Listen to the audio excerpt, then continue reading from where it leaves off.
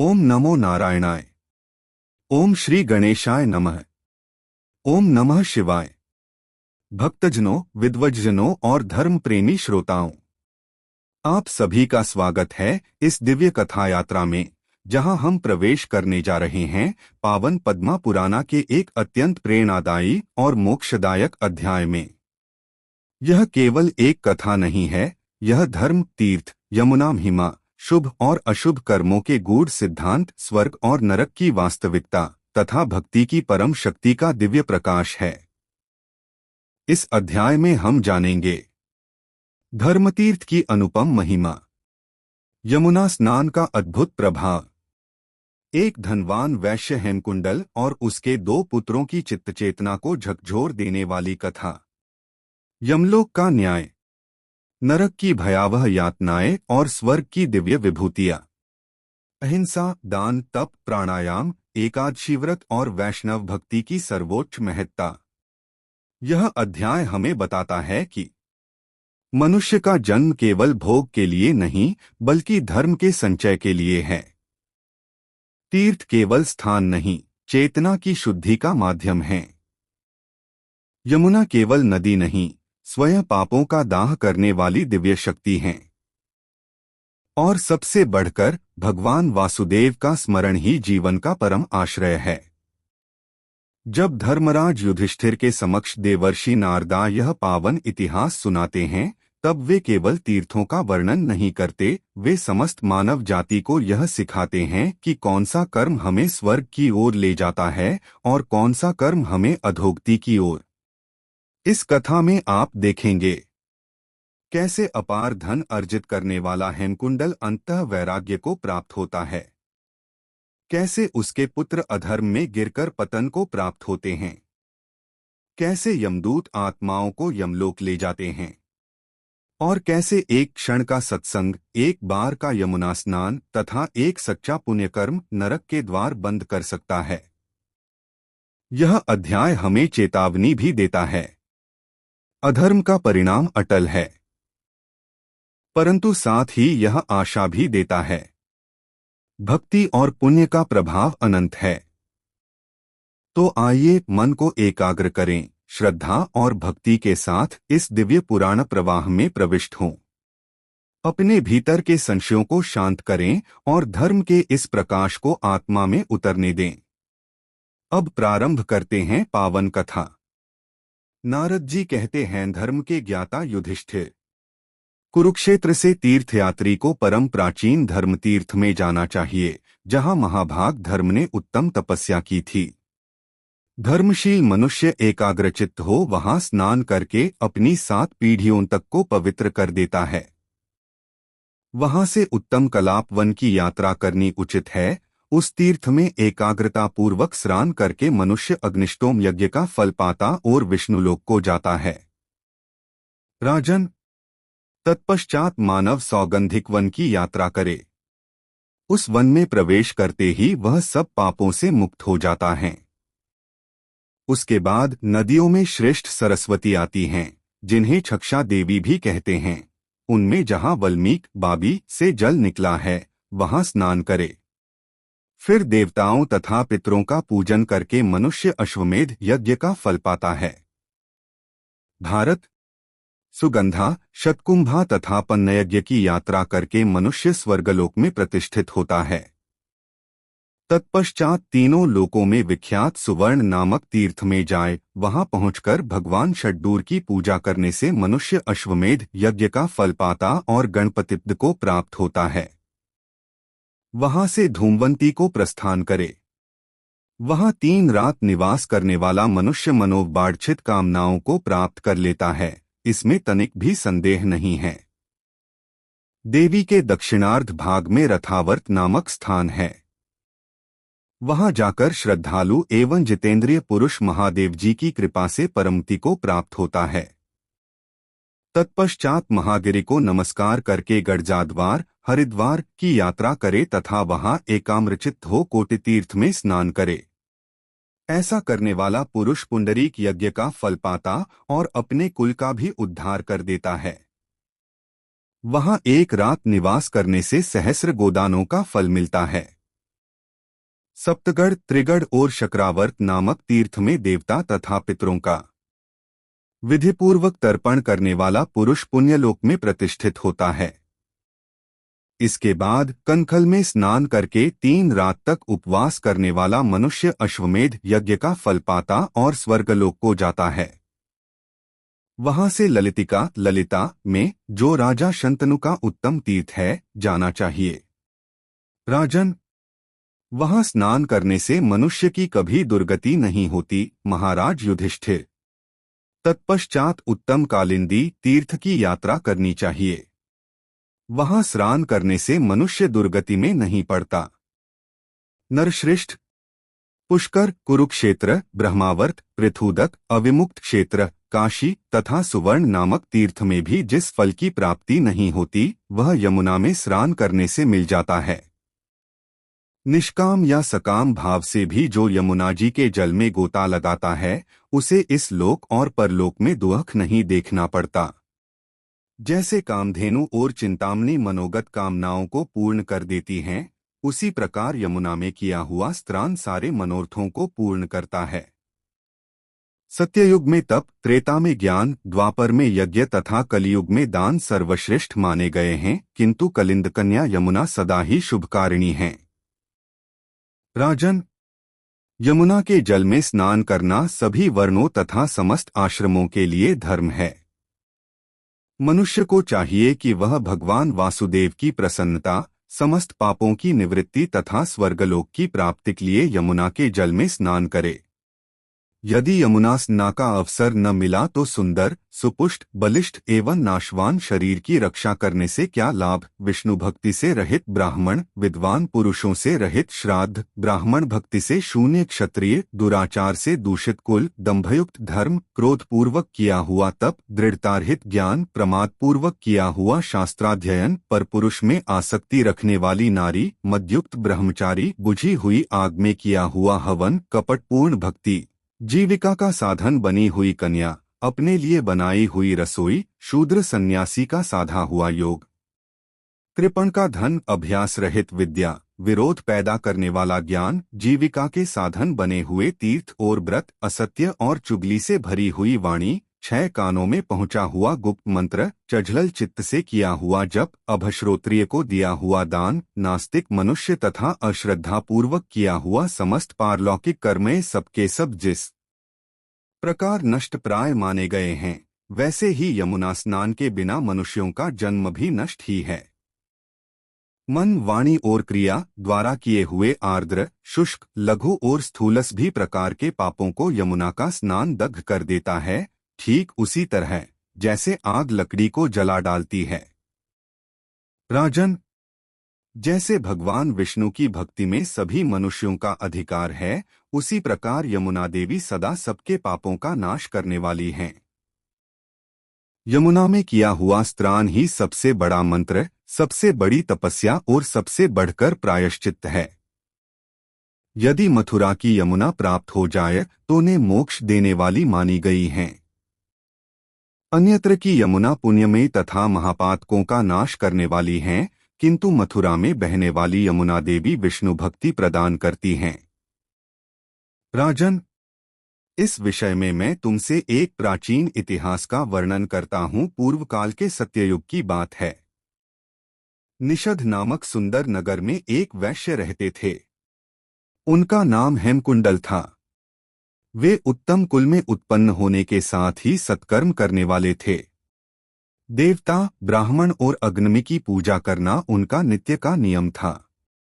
वे खेती और व्यापार का काम करते थे। पशुओं के पालन पोषण में तत्पर रहते थे।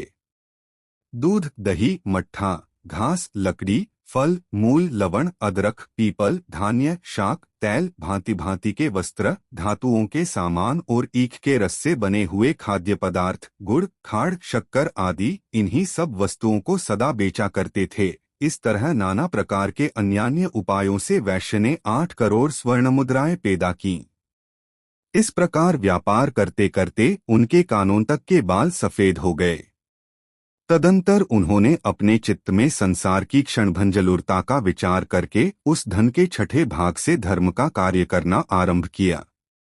भगवान विष्णु का मंदिर तथा शिवालय बनवाए, पोखरा खुदवाया तथा बहुत सी बावलियां बनवाई। इतना ही नहीं, उन्होंने बरगद, पीपल, आम, जामुन और नीम आदि के जंगल लगवाए तथा सुंदर पुष्पवाटिका भी तैयार कराई। सूर्योदय से लेकर सूर्यास्त तक अन्नजल बांटने की उन्होंने व्यवस्था कर रखी थी। नगर के बाहर चारों ओर अत्यंत शोभायमान पौंसले बनवा दिए थे।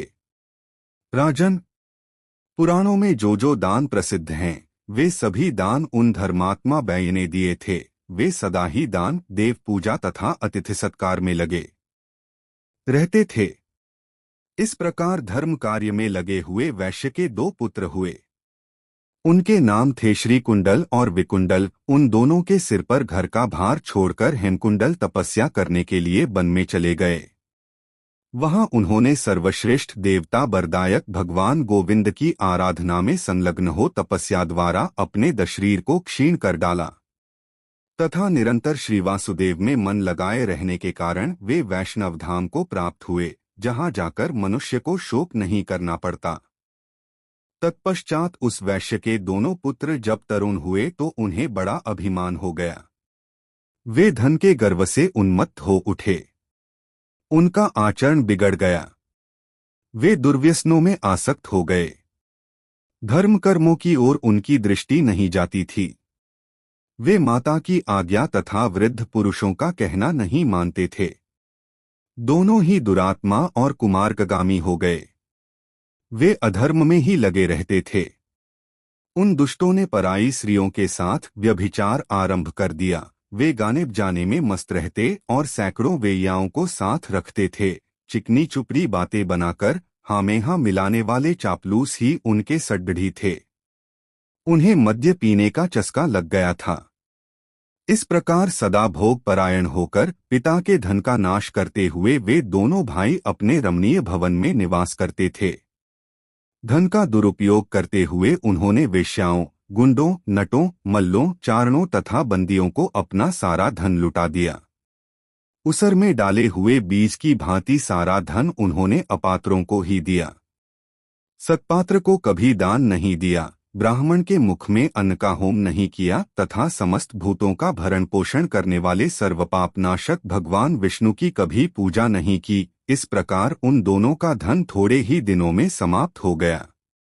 इससे उन्हें बड़ा दुहक हुआ। उनके घर में ऐसी कोई भी वस्तु नहीं बची जिससे वे अपना निर्वाह करते। द्रव्य के अभाव में समस्त स्वजनों, बांधवों, सेवकों तथा आश्रितों ने भी उन्हें त्याग दिया। उस नगर में उनकी बड़ी शोचनीय स्थिति हो गई। इसके बाद उन्होंने चोरी करना आरंभ किया। राजा तथा लोगों के भय से डरकर वे अपने नगर से निकल गए और वन में जाकर रहने लगे। अब वे सबको पीड़ा पहुंचाने लगे।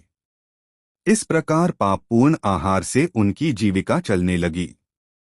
तदंतर एक दिन उनमें से एक तो पहाड़ पर गया और दूसरे ने वन में प्रवेश किया। राजन, उन दोनों में जो बड़ा था उसे सिंह ने मार डाला और छोटे को सांप ने डस लिया। उन दोनों महापापियों की एक ही दिन मृत्यु हुई। इसके बाद यमदूत उन्हें पाशों में बांधकर यमपुरी में ले गए। वहां जाकर वे यमराज से बोले, धर्मराज, आपकी आज्ञा से हम इन दोनों मनुष्यों को ले आए हैं। अब आप प्रसन्न होकर अपने इन किट्टूरों को आज्ञा दीजिए, कौन सा कार्य करें। तब यमराज ने दूतों से कहा, वीरो, एक को तो दुहसह पीड़ा देने वाले नरक में डाल दो और दूसरे को स्वर्गलोक में, जहां उत्तमोत्तम भोग सुलभ हैं, स्थान दो। यमराज की आज्ञा सुनकर शीघ्रतापूर्वक कौम करने वाले दूतों ने वैश्य के ज्येष्ठ पुत्र को भयंकर रौरव नरक में डाल दिया।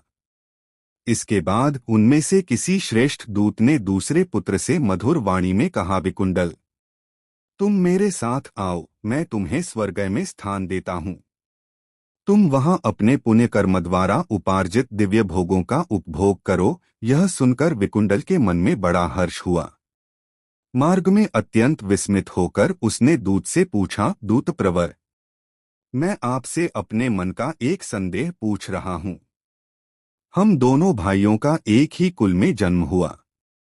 हमने कर्म भी एक सा ही किया तथा दुर्मत्यु भी हमारी एक सी ही हुई, फिर क्या कारण है कि मेरे ही समान कर्म करने वाला मेरा बड़ा भाई नरक में डाला गया और मुझे स्वर्ग की प्राप्ति हुई। आप मेरे इस संशय का निवारण कीजिए। बाल्यकाल से ही मेरा मन पापों में लगा रहा, पुण्य कर्मों में कभी संलग्न नहीं हुआ। यदि आप मेरे किसी पुण्य को जानते हो तो कृपया बतलाइए। देवदूत ने कहा, वैश्यवर सुनो, हरिमित्र के पुत्र स्वमित्र नामक ब्राह्मण वन में रहते थे। वे वेदों के पारगामी विद्वान थे।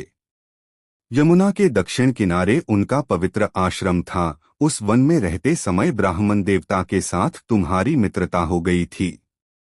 उन्हीं के सड्ग से तुमने कालिंदी के पवित्र जल में, जो सब पापों को हरने वाला और श्रेष्ठ है, 2 बार माघस्नान किया है। एक माघस्नान के पुण्य से तुम सब पापों से मुक्त हो गए और दूसरे के पुण्य से तुम्हें स्वर्ग की प्राप्ति हुई है। इसी पुण्य के प्रभाव से तुम सदा स्वर्ग में रहकर आनंद का अनुभव करो। तुम्हारा भाई नरक में बड़ी भारी यातना भोगेगा। असिपत्र वन के पत्तों से उसके सारे अड़ग छिद जाएंगे। मुगदरों की मार से उसकी धज्जियां उड़ जाएंगी।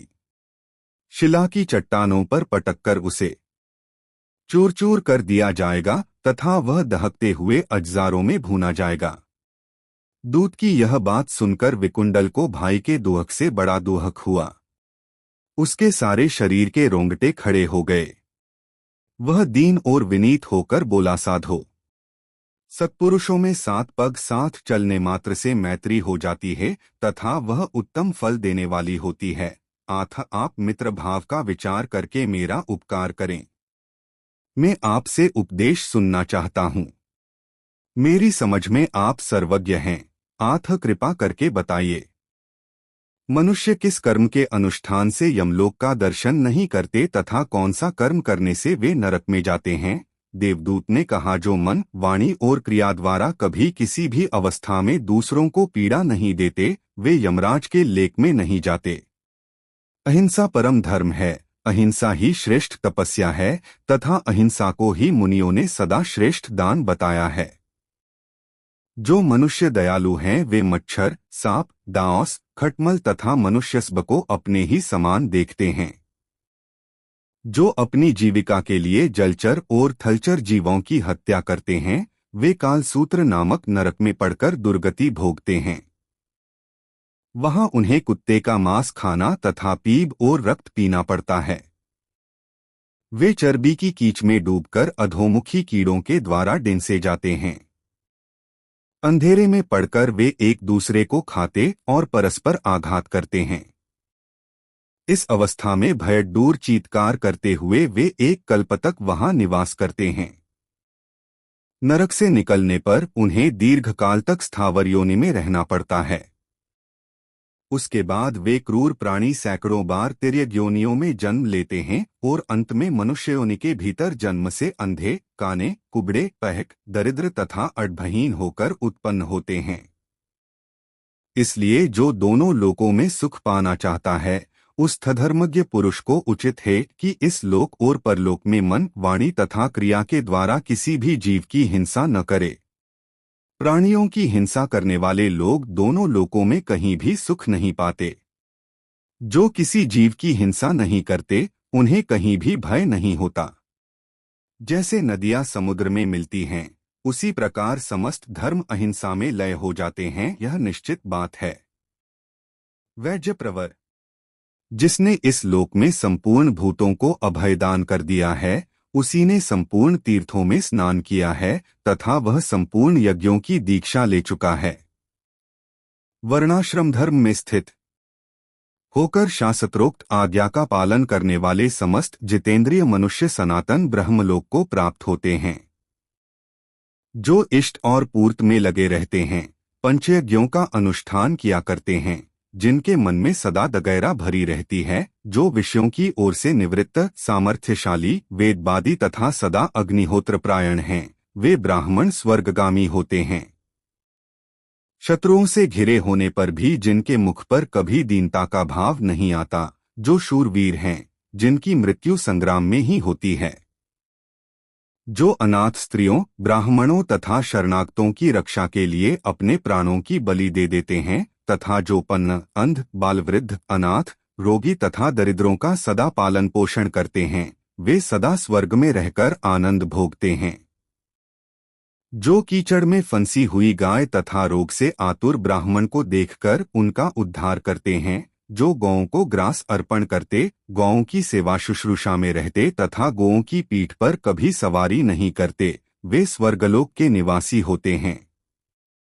जो ब्राह्मण प्रतिदिन अग्नि पूजा, देव पूजा, गुरु पूजा और द्विज पूजा में तत्पर रहते हैं, वे स्वर्गलोक में जाते हैं।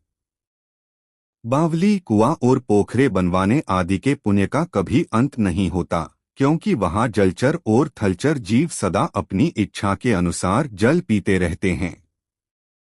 देवता भी बावली आदि बनवाने वाले को नित्य दानपरायण कहते हैं।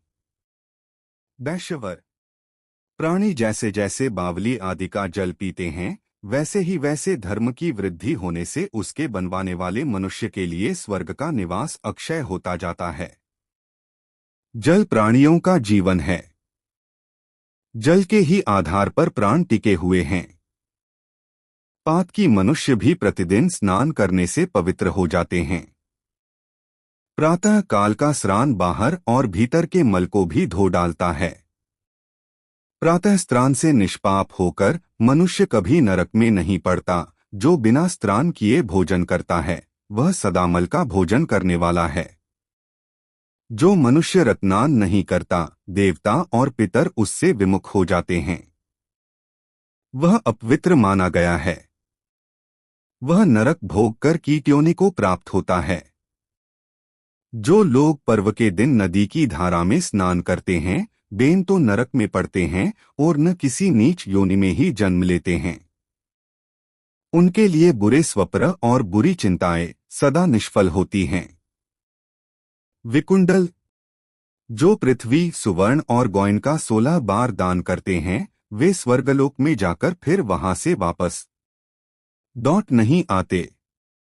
विद्वान पुरुष पुण्यतिथियों में, व्यतिपात योग में तथा संक्रांति के समय स्नान करके यदि थोड़ा सा भी दान करे तो कभी दुर्गति में नहीं पड़ता।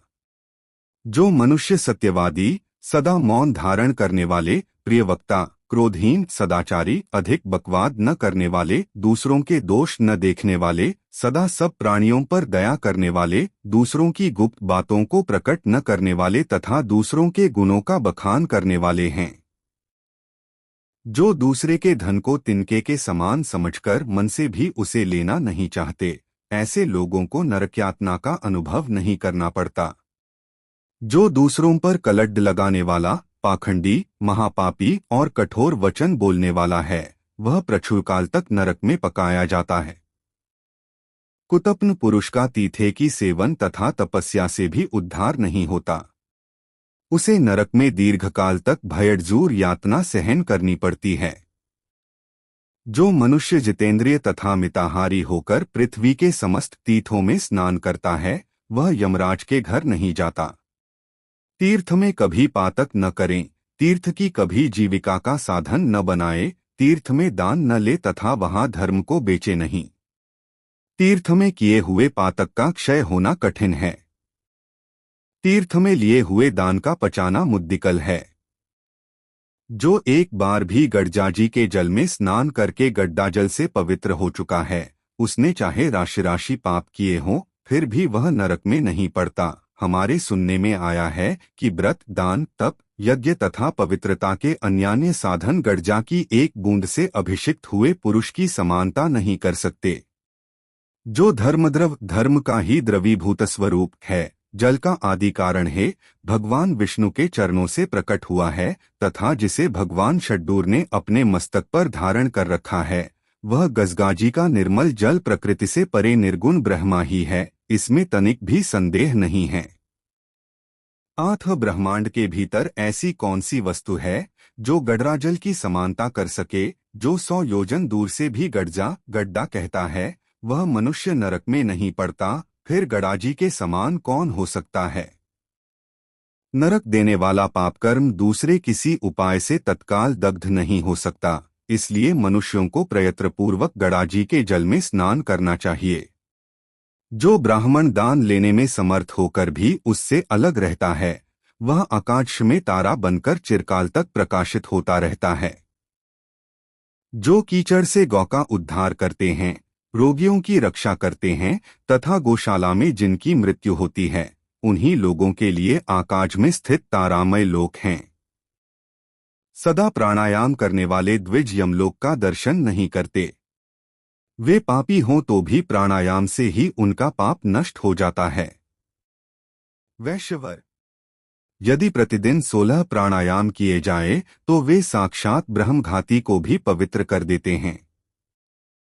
जिन जिन तपों का अनुष्ठान किया जाता है, जो जो व्रत और नियम कहे गए हैं, वे तथा 1,000 गोदाने सब एक साथ हों तो भी प्राणायाम अकेला ही इनकी समानता कर सकता है। जो मनुष्य 100 से अधिक वर्षों तक प्रतिमास कुश के अग्रभाग से एक बूंद पानी पीकर रहता है, उसकी कठोर तपस्या के बराबर केवल प्राणायाम ही है। प्राणायाम के बल से मनुष्य अपने सारे पातकों को क्षण भर में भस्म कर देता है।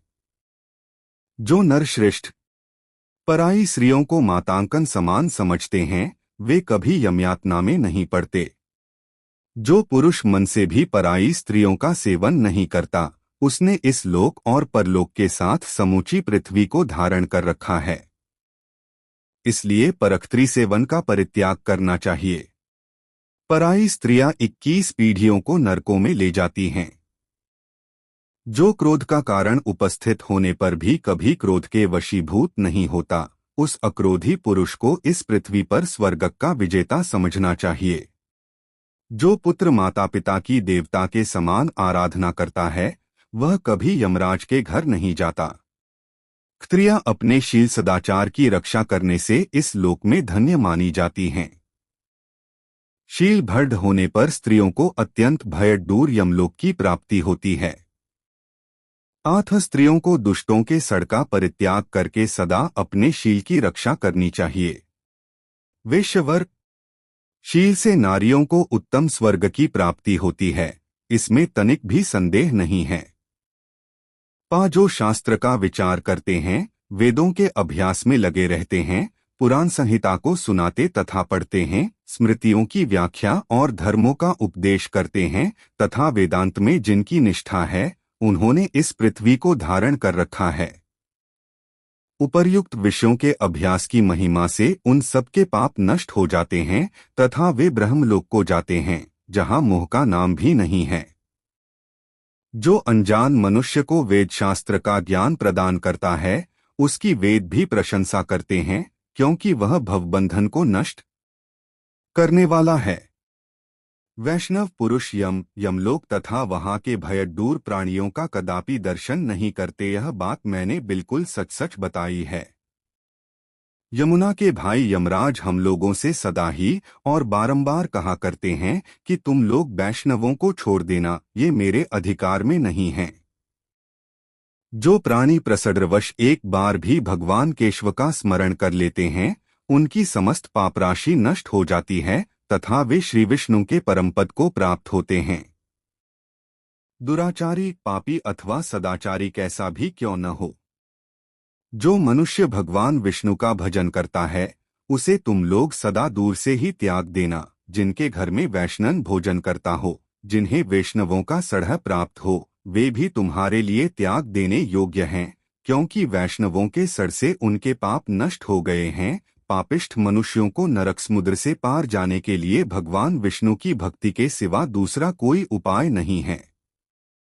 वैष्णव पुरुष चारों वर्णों से बाहर का हो तो भी वह तीनों लोकों को पवित्र कर देता है।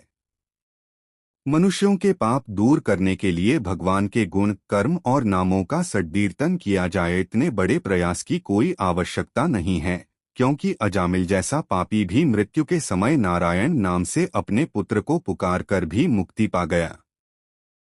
जिस समय मनुष्य प्रसन्नतापूर्वक भगवान श्रीहरि की पूजा करते हैं, उसी समय उनके मातृकुल और पितृकुल दोनों कुलों के पितर, जो चिरकाल से नरक में पड़े होते हैं, तत्काल स्वर्ग को चले जाते हैं। जो विष्णु भक्तों सेवक तथा वैष्णवों का अन्न भोजन करने वाले हैं, वे शांत भाव से देवताओं की गति को प्राप्त होते हैं। आठ विद्वान पुरुष समस्त पापों की शुद्धि के लिए प्रार्थना और यलश पूर्वक वैष्णव का अन्न प्राप्त करे, अन्न के अभाव में उसका जल मांगकर ही पी ले। यदि गोविंद इस मंत्र का जप करते हुए कहीं मृत्यु हो जाए तो वह मरने वाला मनुष्य न तो स्वयं यमराज को देखता है और न हम लोग ही उसकी ओर दृष्टि डालते हैं। अजगक मुद्रा, ध्यान, ऋषि, छंद और देवता सहित द्वादशाक्षर मंत्र की दीक्षा लेकर उसका विधिवत जप करना चाहिए। जो श्रेष्ठ मानव 3-3 नमो नारायणाय इस अपष्टाक्षर मंत्र का जप करते हैं, उनका दर्शन करके ब्राह्मण घाती भी शुद्ध हो जाता है तथा वे स्वयं भी भगवान विष्णु की भांति तेजस्वी प्रतीत होते हैं। जो मनुष्य हृदय, सूर्य, जल, प्रतिमा अथवा वेदी में भगवान विष्णु की पूजा करते हैं, वे वैष्णव धाम को प्राप्त होते हैं। अथवा मुमुक्षु पुरुषों को चाहिए कि वे शालग्राम शिला के चक्र में सर्वदा वासुदेव भगवान का पूजन करें। वह श्री विष्णु का अधिष्ठान है तथा सब प्रकार के पापों का नाशक, पुण्यदायक एवं सबको मुक्ति प्रदान करने वाला है। जो शालग्राम शिला से उत्पन्न हुए चक्र में श्रीहरि का पूजन करता है, वह मानो प्रतिदिन 1 सहस्त्र राजसू यज्ञों का अनुष्ठान करता है। जिन शांत ब्रह्मस्वरूप अच्युत को उपनिषद सदा नमस्कार करते हैं, उन्हीं का अनुग्रह शालग्राम शिला की पूजा करने से मनुष्यों को प्राप्त होता है।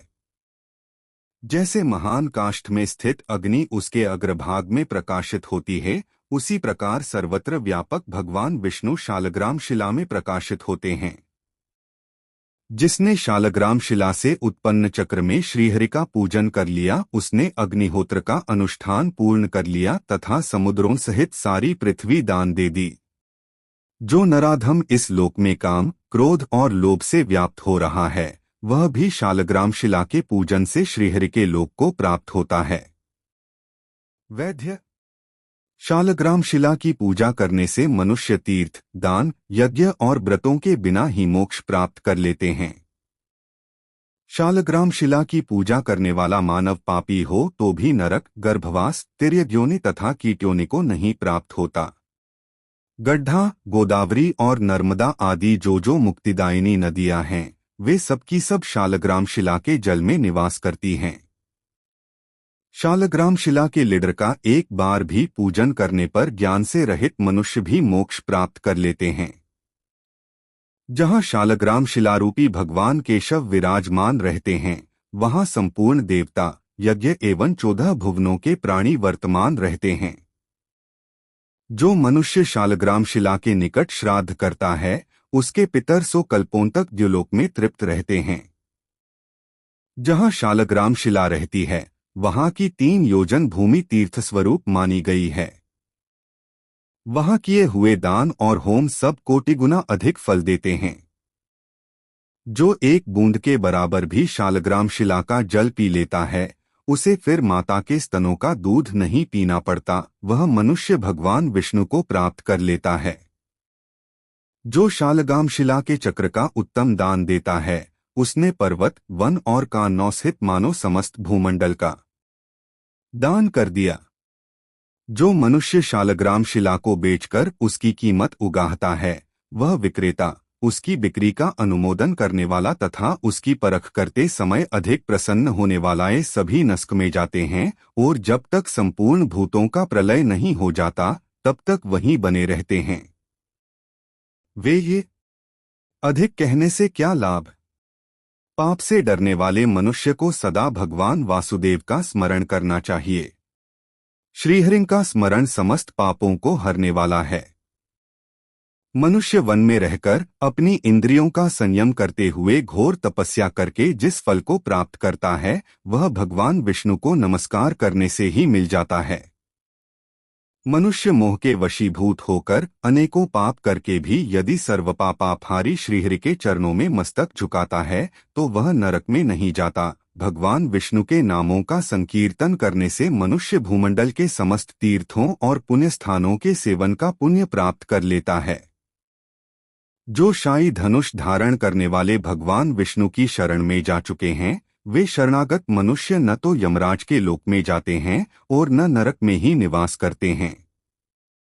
वैश्य, जो वैष्णव पुरुष शिव की निंदा करता है वह विष्णु के लोक में नहीं जाता, उसे महान नरक में गिरना पड़ता है। जो मनुष्य प्रसड्रवश किसी भी एकादशी को उपवास कर लेता है वह यमयातना में नहीं पड़ता। यह बात हमने महर्षि लोमश के मुख से सुनी है। एकादशी से बढ़कर पावन तीनों लोकों में दूसरा कुछ भी नहीं है। एकादशी और द्वादशी दोनों ही भगवान विष्णु के दिन हैं और समस्त पातकों का नाश करने वाले हैं। इस शरीर में तभी तक पाप निवास करते हैं जब तक प्राणी भगवान विष्णु के शुभ दिन एकादशी को उपवास नहीं करता। 1000 अश्वमेध और 100 राजसूय यज्ञ एकादशी के उपवास की 16वीं कला के बराबर भी नहीं है। मनुष्य अपनी 11 इंद्रियों से जो पाप किए होता है वह सब एकादशी के अनुष्ठान से नष्ट हो जाता है। एकादशी व्रत के समान दूसरा कोई पुण्य इस संसार में नहीं है। यह एकादशी शरीर को निरोग बनाने वाली और स्वर्ग तथा मोक्ष प्रदान करने वाली है। वैद्य, एकादशी को दिन में उपवास और रात में जागरण करके मनुष्य पितृकुल, मातृकुल तथा पत्नीकुल की 10-10 पूर्व पीढ़ियों का निश्चय ही उद्धार कर देता है। मन, वाणी, द्वारीर तथा क्रिया द्वारा किसी भी प्राणी के साथ द्रोह न करना, इंद्रियों को रोकना, दान देना, श्रीहरि की सेवा करना तथा वर्णों और आर्मों के कर्तव्यों का सदा विधिपूर्वक पालन करना ये दिव्य गति को प्राप्त कराने वाले कर्म हैं। वैद्य, स्वर्गार्थी मनुष्य को अपने तप और दान का अपने ही मुंह से बखान नहीं करना चाहिए। जैसी शक्ति हो उसके अनुसार अपने हित की इच्छा से दान अवश्य करते रहना चाहिए। दरिद्र पुरुष को भी पत्र, फल, मूल तथा जल आदि देकर अपना प्रत्येक दिन सफल बनाना चाहिए। अधिक क्या कहा जाए, मनुष्य सदा और सर्वत्र अधर्म करने से दुर्गति को प्राप्त होते हैं और धर्म से स्वर्ग को जाते हैं। इसलिए बाल्यावस्था से ही धर्म का संचय करना उचित है। वैश्य, ये सब बातें हमने तुम्हें बता दी, अब और क्या सुनना चाहते हो? वैश्य बोला, सो मैं आपकी बात सुनकर मेरा चित्त प्रसन्न हो गया। गद्याजी का जल और सत्पुरुषों का वचन ये शीघ्र ही पाप नष्ट करने वाले हैं। दूसरों का उपकार करना और प्रिय वचन बोलना यह साधु पुरुषों का स्वाभाविक गुण है। आथ देवदूत, आप कृपा करके मुझे यह बताइए कि मेरे भाई का नरक से तत्काल उद्धार कैसे हो सकता है? देवदूत ने कहा, वैश्य, तुमने पूर्ववर्ती 8वें जन्म में जिस पुण्य का संचय किया है वह सब अपने भाई को दे डालो। यदि तुम चाहते हो कि उसे भी स्वर्ग की प्राप्ति हो जाए तो तुम्हें यही करना चाहिए। विकुंडल ने पूछा, देवदूत, वह पुण्य क्या है? कैसे हुआ? मेरे प्राचीन जन्म का परिचय क्या है? ये सब बातें बताइए, फिर मैं शीघ्र ही वह पुण्य भाई को अर्पण कर दूंगा। देवदूत ने कहा, पूर्वकाल की बात है। पुण्यमय मधुवन में एक ऋषि रहते थे जिनका नाम शाकुनी था। वे तपस्या और स्वाध्याय में लगे रहते थे और तेज में ब्रह्मा जी के समान थे। उनके रेवती नाम की पतलनी के गर्भ से 9 पुत्र उत्पन्न हुए जो नवग्रहों के समान शक्तिशाली थे।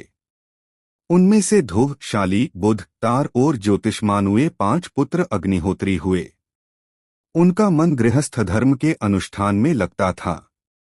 शेष 4 ब्राह्मण कुमार जो निर्मोह, जितकाम, ध्यानकाष्ठ और गुपाधिक के नाम से प्रसिद्ध थे घर की ओर से विरक्त हो गए। वे सब संपूर्ण भोगों से निहस्पो हो चतुर्थाश्रम संन्यास में प्रविष्ट हुए। वे सबके सब आसक्ति और परिग्रह से शून्य थे। उनमें आकादनला और आरंभ का अभाव था। वे मिट्टी के ढेले, पत्थर और सुवर्ण में समान भाव रखते थे।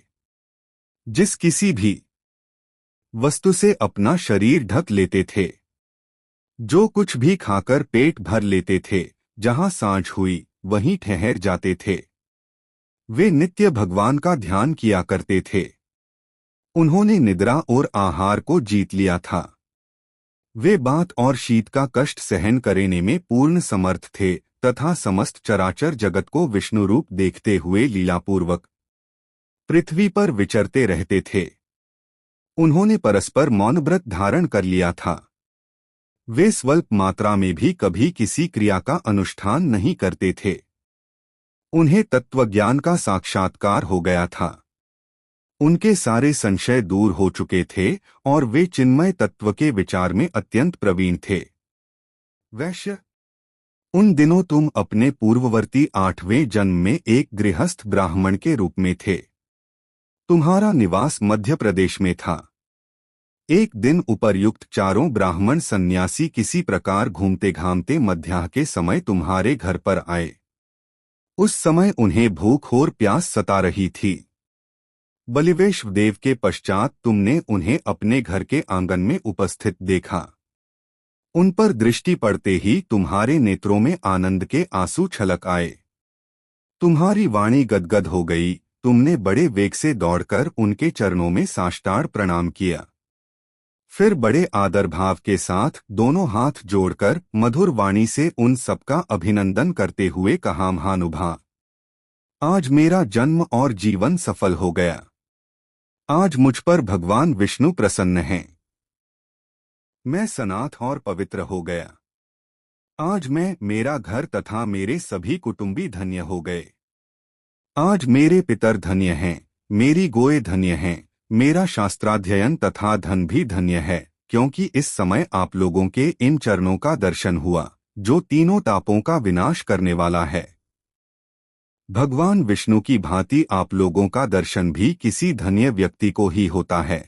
इस प्रकार उनका पूजन करके तुमने अतिथियों के पाव पखारे और चरणोदक लेकर बड़ी श्रद्धा के साथ अपने मस्तक पर चढ़ाया।